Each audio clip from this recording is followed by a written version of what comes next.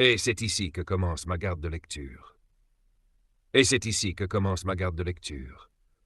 Kingdom saison 5, épisode 14, Sting, mort pour une victoire. Et c'est ici que commence ma garde de lecture. Et c'est ici que commence ma garde de lecture.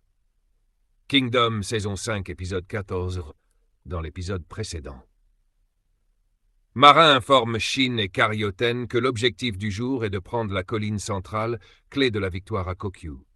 Tandis que les armées de Zhao et Qin convergent, Shin et Raido doivent attaquer sur les flancs pour faire basculer la bataille. Marin évoque le dangereux clan Saki, mais Shin le rassure. Grâce à Sig, il connaît leur faiblesse. La bataille décisive est sur le point de commencer. Le deuxième jour de la bataille commence sous un ciel lourd, presque menaçant. Les soldats de Shin avancent, muscles tendus, regards déterminés. Shin donne l'ordre d'une voix claire, presque rugissante. « Repoussez-les !»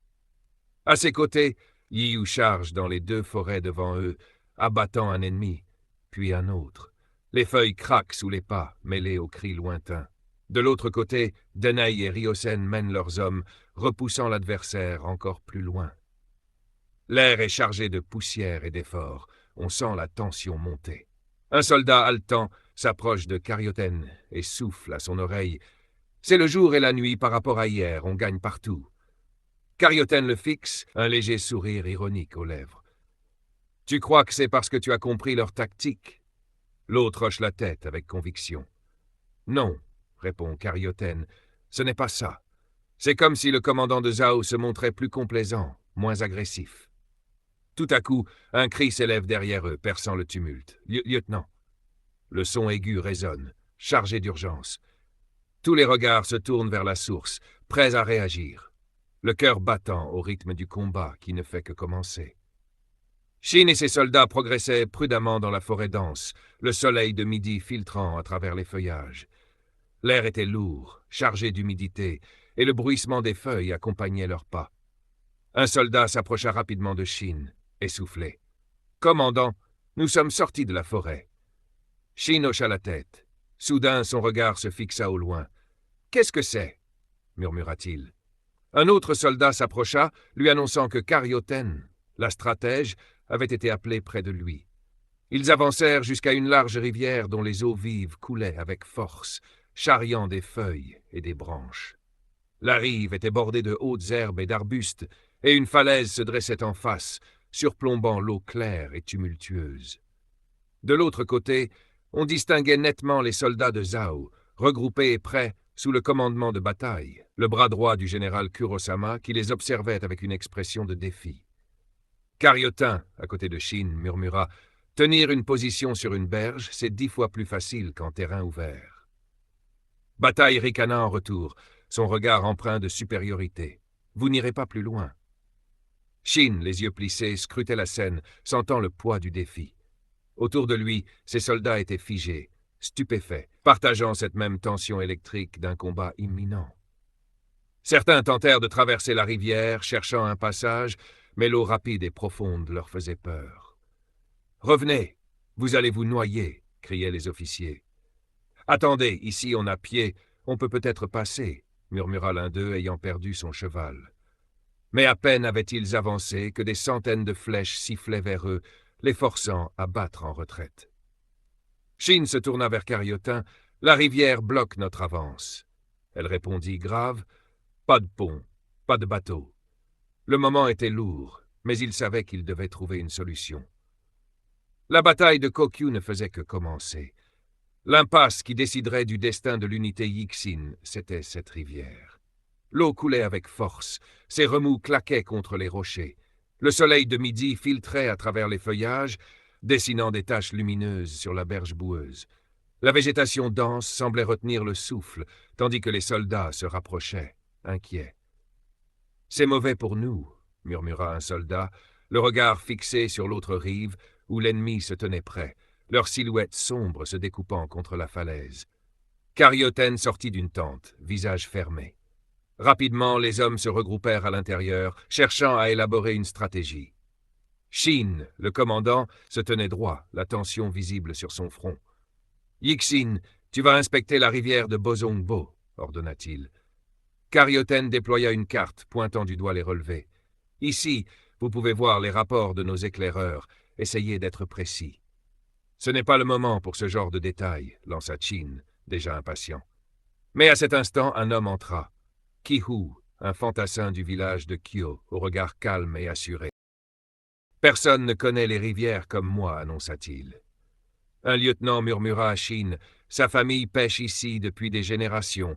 Il sait lire les courants mieux que quiconque. » Carioten acquiesça. « Bien, viens avec moi, Ki-Hu, j'ai besoin de ton avis. » Tandis qu'il s'éloignait, une voix s'éleva, pleine d'angoisse. « Attends, Carioten, tu réalises où on est?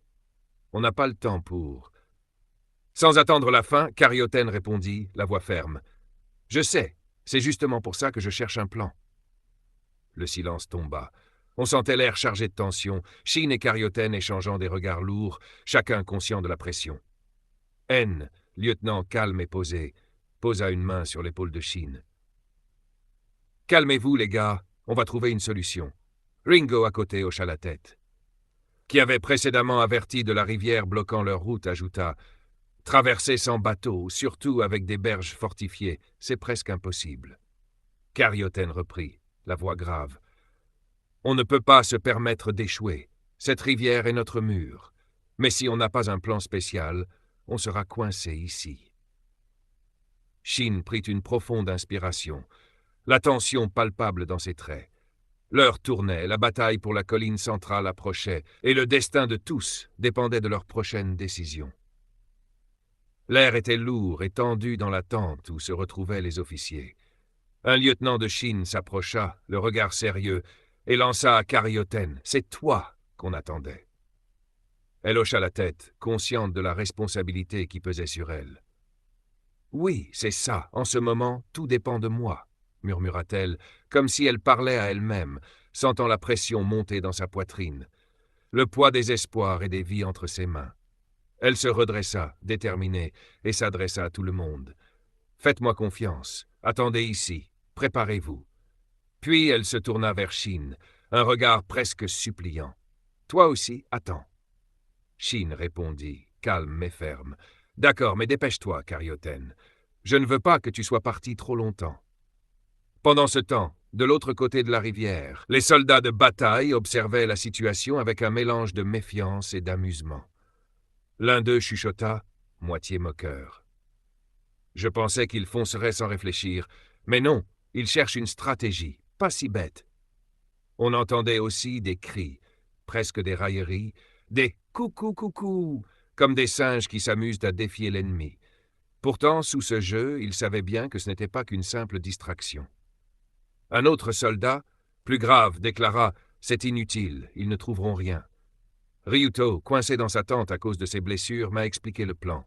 Ils ont déplacé leurs lignes, fortifié les berges de la rivière. La voix de bataille résonna avec fierté. Cette formation est impénétrable, 10 jours, 1 an, peu importe. Tant qu'on est là, ils ne passeront jamais. Retour dans la tente, où Carioten était en compagnie de Ki-Hu, le pêcheur du village de Kyo. Ce dernier, un homme solide au regard vif, longeait lentement la rive sur la carte, ses doigts pointant chaque détail. « Ma famille pêche dans ces rivières depuis des générations, madame. On connaît plus les courants que les poissons qui nagent dedans, » expliqua-t-il, avec cette assurance de qui connaît son terrain comme sa poche. Dehors, Ki-Hu s'agenouilla près de la rivière, plongeant une main dans l'eau claire. Il fronça les sourcils. « Ça ne va pas, madame, » dit-il, ses mots lourds de sens. L'eau était rapide, le courant fort, loin d'être facile à traverser. Le soleil de midi baignait la Seine, illuminant les arbres touffus qui bordaient les berges, les feuilles bruissant doucement sous une brise légère. La rivière glissait entre des rochers polis, faisant des remous, menaçant de balayer quiconque oserait s'y aventurer sans précaution. Autour de la tente, les soldats de Shin attendaient, silencieux, les visages marqués par la fatigue et l'inquiétude. Ils jetaient des regards nerveux vers la rivière, sentant bien que cet obstacle naturel pourrait bien décider de leur sort. L'ombre de bataille et de ces hommes, postés de l'autre côté, semblait peser sur eux comme un avertissement implacable. L'air vibrait d'une tension palpable. Chaque détail de cette rivière semblait crier que la bataille ne faisait que commencer. Yurei? Le colosse sauvage à la peau marquée de cicatrices avance lentement dans la forêt dense. Son regard est sombre, presque animal. Il sent l'odeur du sang et ne recule devant rien. Soudain, il aperçoit Stink, l'éclaireur agile au corps musclé ressemblant à un singe. « Arrête-toi, espèce de sauvage !» crie Sting, ses 2 couteaux brillant sous le soleil qui filtre à travers les feuilles. Sans un mot, Yurei grogne, un son guttural et menaçant, puis bondit. Il frappe avec ses griffes puissantes, mais Stink esquive habilement, glissant entre les branches, roulant au sol, sautant dans un arbre. Il riposte, ses couteaux traçant des arcs précis dans l'air, mais la peau épaisse de Yurei agit comme une armure. Un coup violent vient briser le bras droit de Stink, le forçant à reculer en grimaçant. Son souffle est court, le sang coule de sa blessure, mais dans ses yeux brille encore la détermination. Il se rappelle que lui, ce n'est pas un guerrier, mais un éclaireur. Il ne peut pas rivaliser en force, il doit user de ruse. Alors que Yurei se jette pour le mordre, avec une morsure féroce comme celle d'un lion, Stink reste immobile, prenant la douleur, sentant ses muscles déchirés. Puis, au dernier instant, il plante son couteau profondément dans la tête de Yurei. Un cri de bête sauvage retentit, mêlé à un gémissement humain. Yurei s'écroule, la vie quittant peu à peu son corps. Mais le coup mortel a été fatal aussi pour Stink. La morsure lui a infligé une blessure mortelle, et il s'effondre à son tour, le souffle court, un dernier regard empli de sacrifice et de courage. La forêt retombe dans un silence lourd, brisé seulement par le chant lointain des oiseaux et le bruissement du vent dans les feuilles. Un combat épique, un duel entre 2 âmes sauvages, marqué par le sacrifice d'un éclaireur pour sauver les siens. La scène se déroule devant la tente de Carioten. Shin est posté juste devant, l'air préoccupé. Un autre lieutenant arrive, le regard inquiet. « Ne me dis pas qu'elle n'est toujours pas revenue, Carioten » demande-t-il, la voix chargée d'inquiétude. Shin répond calmement. « Non, elle est revenue depuis longtemps, mais elle m'a dit d'attendre ici le temps qu'elle trouve quelque chose. » L'autre soupire, frustré. À l'intérieur de la tente, Carioten est assise, épuisée. Elle parle à voix basse, comme si elle se parlait à elle-même. Peu importe, tout ce que je sais, ça ne sert à rien. Il n'y a rien qui fonctionne. Elle se rappelle alors des paroles de Shuei Kun pendant sa formation. Un affrontement où les berges ont été sécurisées par l'ennemi est la situation la plus compliquée à aborder. Il n'y a que 2 choses qui peuvent vous permettre de prendre le contrôle des berges. Un pont ou un bateau. Si vous n'avez aucun des 2, alors vous pouvez vous considérer comme impuissant face à la situation. Les souvenirs de ces paroles résonnent dans son esprit. Ce qui veut dire que nous n'avons rien pour ouvrir la bataille. Normalement, dans cette situation, j'aurais choisi la bataille sur le long terme. Mais nous n'avons pas le temps de construire un pont ou des bateaux. Même Sensei a dit que c'était sans espoir. Elle serre les 3 pierres dans sa main, celles que Sting avait déposées dans la forêt. Un nouveau courage l'envahit. Si c'était Shin ou Sting, peu importe la situation, ils n'abandonneraient jamais. Peu importe que le mur se dresse devant eux, Shin et ses hommes chargent dedans sans hésiter.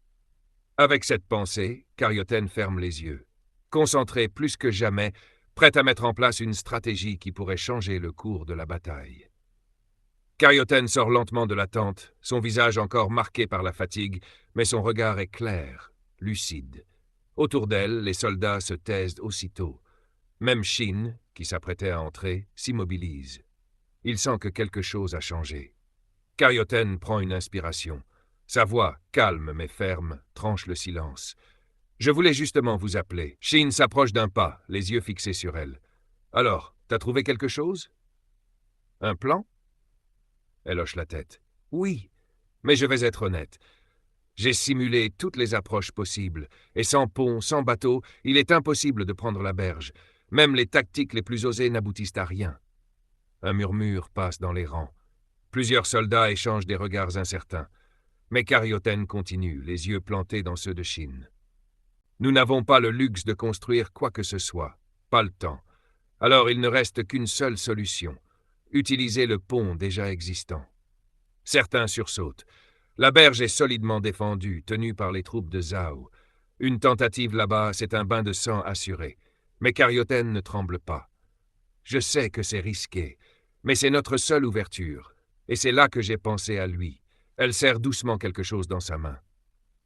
3 petites pierres, celles que Sting avait laissées dans la forêt. Son ton se fait plus bas. Sting, il n'était pas grand, ni fort comme Shin, mais il avait un don. Il savait nager mieux que n'importe qui. Il disait qu'il avait grandi dans une région où la seule façon de s'entraîner, c'était de traverser les rivières avec les courants les plus violents. Il les appelait ses compagnons de lutte. Un silence épais s'installe. Il n'a jamais été un combattant de première ligne, mais il savait toujours comment atteindre un objectif là où personne ne le pouvait. C'est comme ça qu'il a traversé cette rivière, pas à cheval, pas avec une armée, mais à la nage, seul. Elle marque une pause. Je n'ai jamais voulu lui donner de mission trop dangereuse, mais il disait toujours « Tant que je suis utile, je continue ». Et il l'a prouvé, jusqu'au bout. Certains soldats baissent la tête, d'autres murmurent son nom. Il y a une gravité nouvelle dans l'air. Shin, lui, reste droit. « Tu veux dire qu'on va envoyer des hommes traverser la rivière comme lui ?» Carioten relève les yeux vers lui. « Non, pas comme lui. Personne ne peut faire ce qu'il a fait. Mais en son honneur, on va faire mieux. Utiliser ce qu'il nous a laissé. Il a ouvert une voie. On va la suivre et la transformer en victoire. » Shin hoche lentement la tête. « Très bien. Alors qu'est-ce qu'on attend ? Fais venir Ansam. » Et c'est ici que se termine ma garde de lecture.